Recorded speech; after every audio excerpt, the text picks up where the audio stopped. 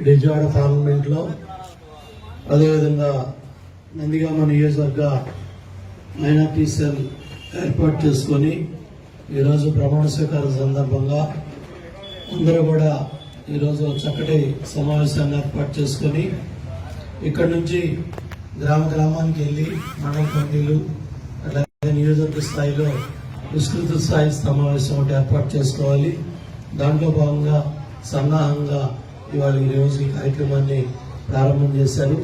అన్ని నియోజకవర్గాల్లో కూడా ఈ విధంగా సోదరుడు కరీముల్లా అన్ని నియోజకవర్గాలు తిరుగుతూ అక్కడ ఎవరైతే ఉత్సాహంగా పనిచేస్తూ ముందుకెళ్తున్నారో అందరినీ కూడా కలుపుకొని ఈ కమిటీల్లో భాగస్వాములు చేసుకొని ముందుకెళ్తా ఉన్నారు. తప్పకుండా ఈ కమిటీ మరి జయప్రదంగా మీకు అప్పచెప్పిన బాధ్యతల్ని నిర్వర్తిస్తూ మనం గత 5 సంవత్సరాల తెలుగుదేశం ప్రభుత్వంలో ఎన్నో అభివృద్ధి కార్యక్రమాలు మరి చేసాం, చేసి చూపించాం. ఈ 34 నెలల్లో పెద్ద ఎత్తున నష్టం జరిగింది. ఎక్కడ కూడా దుర్గం కానీ, ఒక మసీదు రిపేర్ కానీ, ఒక మసీదు కట్టడం కానీ, ఒక బరియల్ గ్రౌండ్ కట్టడం కానీ, లేదా కనీసం పండుగలప్పుడు డబ్బు కానీ, లేదా రంజాన్ తోఫా ఇవ్వడం కానీ ఏ కార్యక్రమంలో కూడా వాళ్ళు భాగస్వాములు అవ్వలేదు. ఆ కార్యక్రమాలు జరగలేదు. అంతేకాకుండా విదేశీ విద్యకి చాలా మంది పేద మధ్యతరగతి పిల్లలంతా కూడా విదేశాల్లో చదువుకుంటే 10 లక్షలు ఇచ్చాం. వాళ్ళని నెలకు వదిలేశాడు. ఈ 34 నెలల్లో వాళ్ళకి డబ్బులు కట్టకుండా స్కీమ్ ఆపేసి మా పిల్లలు విదేశాల్లో చాలా ఇబ్బందులు పడ్డారు. వాళ్ళ తల్లిదండ్రులు కూడా ఆ ఫీజు కట్టడానికి ఎన్నో ఇబ్బందులు పడ్డారు.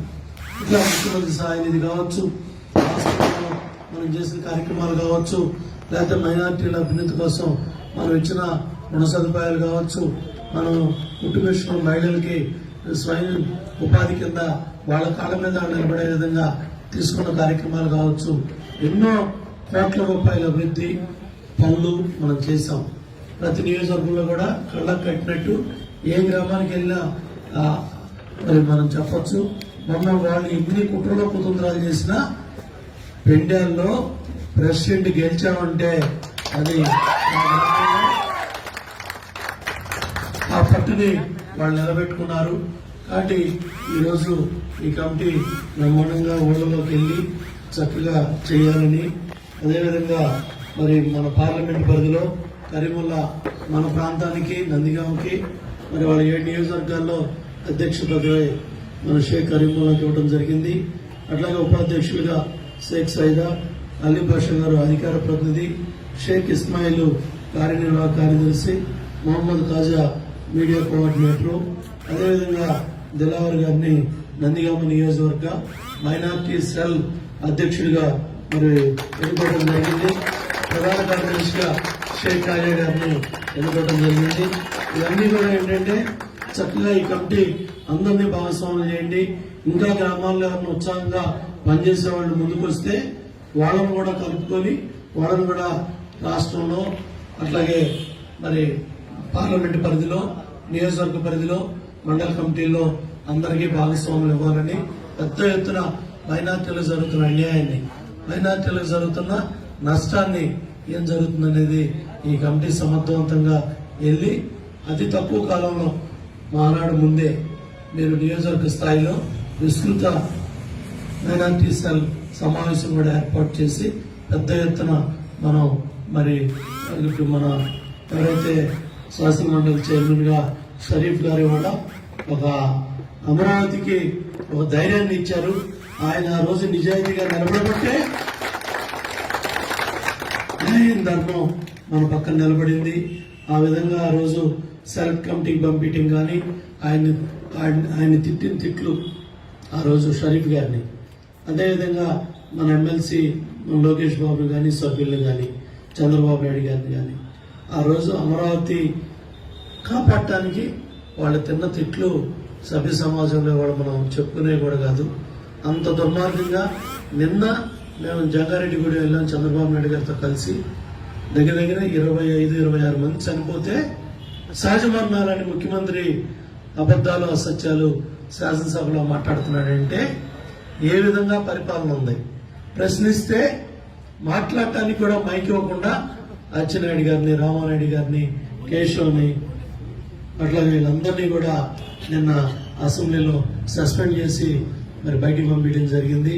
అట్లాగే చంద్రబాబు నాయుడు గారు ఈ కష్టాలన్నీ కూడా చూడటానికి ఆయన ప్రయత్నం చేస్తే ఎన్టీ రామారావు గారి కుమార్తెని మరి దుర్భాషలాడటం, చంద్రబాబు నాయుడు గారు కూడా ఈ గౌరవ సభలో నేను ఉన్నాను, ప్రజాక్షేత్రంలోకి వెళ్ళి మళ్ళీ ముఖ్యమంత్రిగా గెలిచి శాసనసభకు వస్తాను, మళ్ళీ ఆ శాసనసభని గౌరవ సభగా మనం మళ్ళీ తీసుకురావాలంటే ప్రజల్లోకి వెళ్ళాలి, కష్టపడాలి.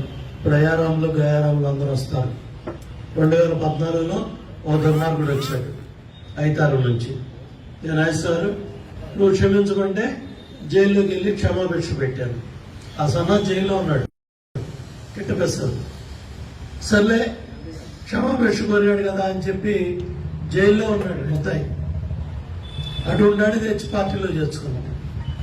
4.5 సంవత్సరాలు దోచుకున్నారు ఇసుకంతా. ఇక్కడ ఈ సన్నాసులంతా సిండికేట్గా ఏర్పడి కోట్లు సంపాదించారు.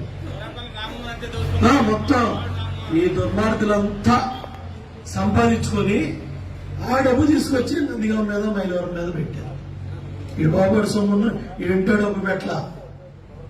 పార్టీలో చేరి పార్టీలో చేరి దుర్మార్గులు. అందుకని ఇప్పుడు అయారాములు వస్తారు. ఇప్పుడు రంగనాథ్ గుర్తుపెట్టుకోవాలి. మీరు 2 నియోజకవర్గాలను దెబ్బ కొట్టారు. ఆ రోజు ఏదో మనం దయ తెలిసి జాలి తెలిసి పాల్పోసాం. ఇంట్లో చొరబడి పార్టీలో చొరబడి ఆడవాళ్ళు ఏంటి, ఎల్ఐ వీక్నెస్ ఏంటి, పుల్లై వీక్నెస్ ఏంటి, కిస్టల్ చుట్టం ఏంటి, పుల్లై చుట్టం ఏంటి. అరే ఈ కాళ్ళు కదరా, చదువు కదరా, కాళ్ళురా, గడప చచ్చిపోతావురా, నేను చచ్చిపోతావురా, వాడి చేతిలో 2 సార్లు ఓడిపోయావురా. ఇటువంటి ఏదో మాటలు ఏదో కోతలన్నీ కూసి కాళ్ళు చేతులు పట్టుకొని ఈ దుర్మార్గులు వాళ్ళ ఏమైపోయారు. అక్కడ బయటికి వచ్చి మాట్లాడలేని పరిస్థితి. ఒకటే అన్న, రే చస్తే జెండా కప్పేసి వస్తా, నువ్వు ఉన్న పార్టీలో జెండా కప్పేసి వస్తా, ఇలా నీతి చేతున్నా. 3 పార్టీలు మార్చింది ఎవరో సన్నాసులీడు, ఒకే రోజు 3 పార్టీలు. ఇటువంటి అయారాములు గయారాములు ఇటువంటి ద్రోహుల్ని తరిమి కొట్టాలి. అందుకని ఆ పౌరుషం కోసం, ఆ కసి కోసం వాళ్ళ పార్టీ అధికారంలోకి వస్తుందని ఇటువంటి ద్రోహులంతా కూడా మళ్ళీ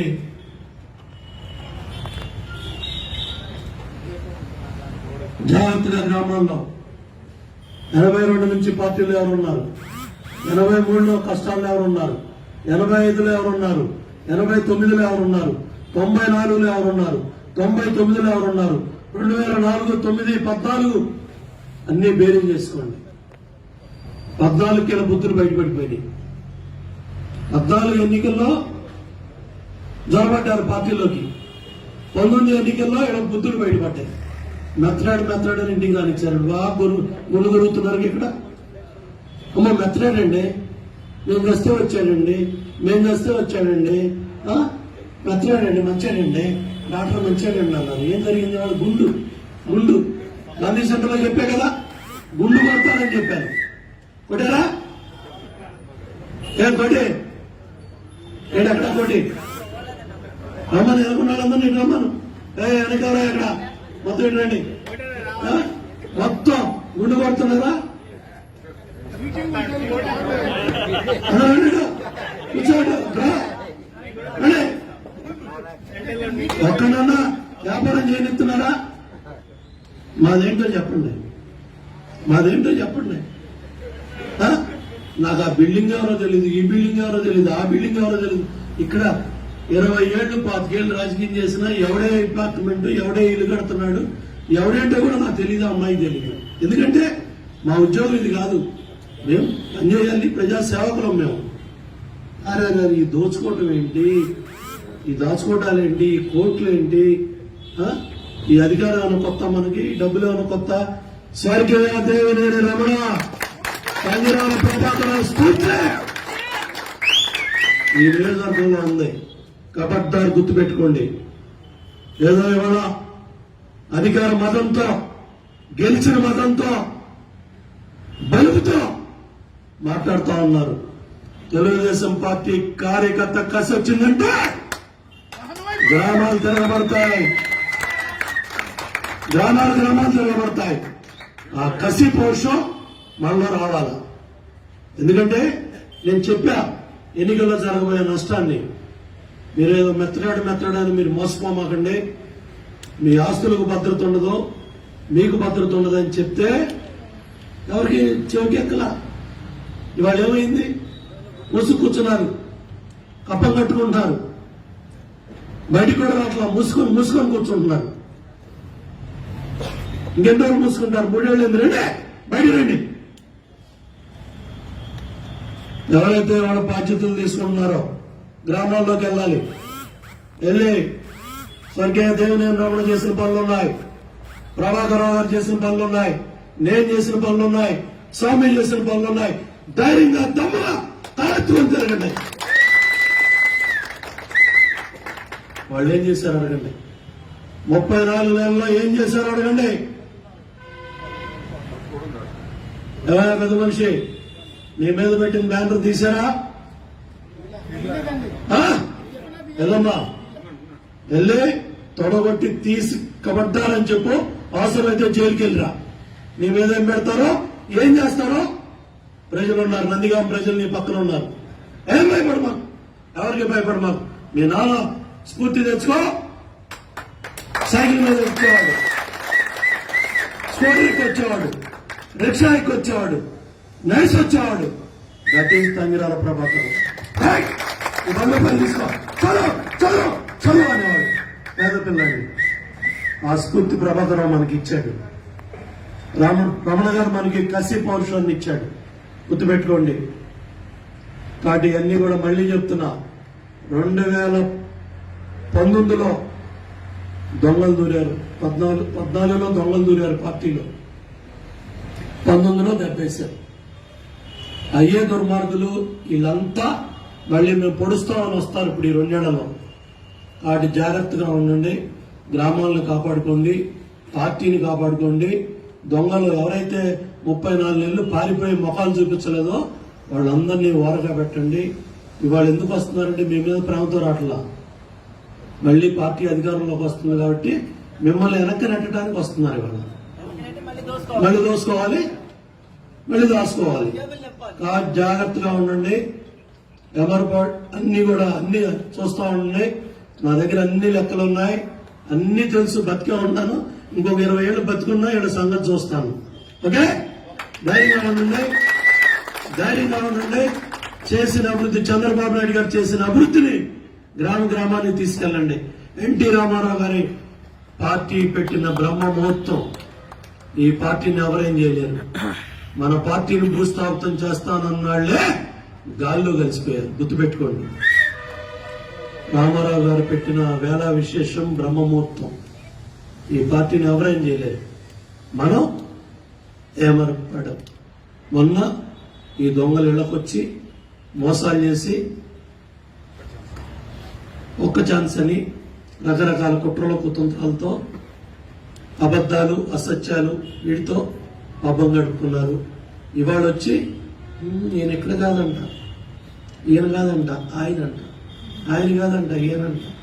ఈ తప్పుడు ప్రచారాలు పీకే టీం డబ్బులు ఇచ్చి గ్రామాల్లో మన దగ్గరికి పంపిస్తున్నారు. జాగ్రత్తగా ఉండండి. 34 నెలలు జెండా మోసినాడే హీరో. గుర్తుపెట్టుకోండి. ఇవాళ వచ్చేవాడిని గుర్తుపెట్టుకోండి, 23లో వచ్చేవాడిని గుర్తుపెట్టుకోండి, 24లో వచ్చేవాడిని గుర్తుపెట్టుకోండి. జాగ్రత్తగా పార్టీని కాపాడుకోండి. ఎప్పుడు పిలిచినా ఏ మాత్రం వెసులుబాటు ఉన్నా నేను నా గ్రామాల వాళ్ళ దగ్గర 47 గ్రామాలు తిరిగి వస్తున్నా మీ దగ్గరికి. నేను ఆషామాషిగా మాట్లాడట్లేదు.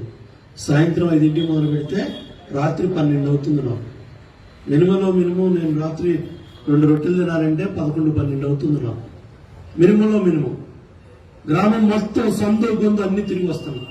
ప్రజలను చూసి వస్తున్నాను, ప్రజలను కలిసి వస్తున్నాను.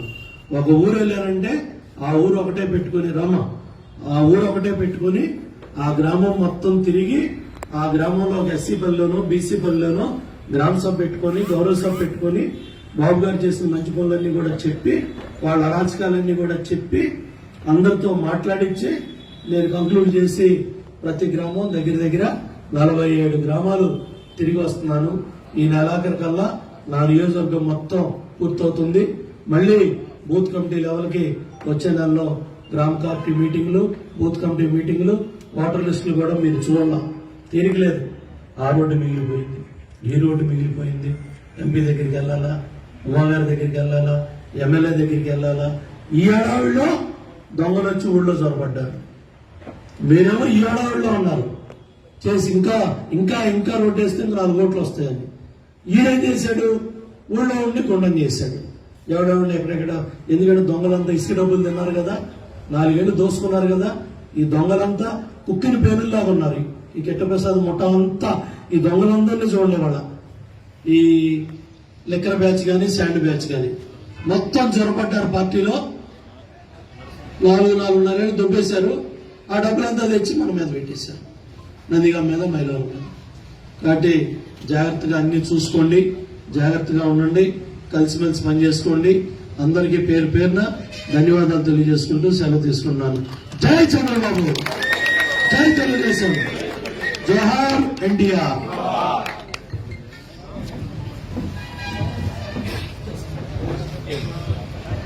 Change.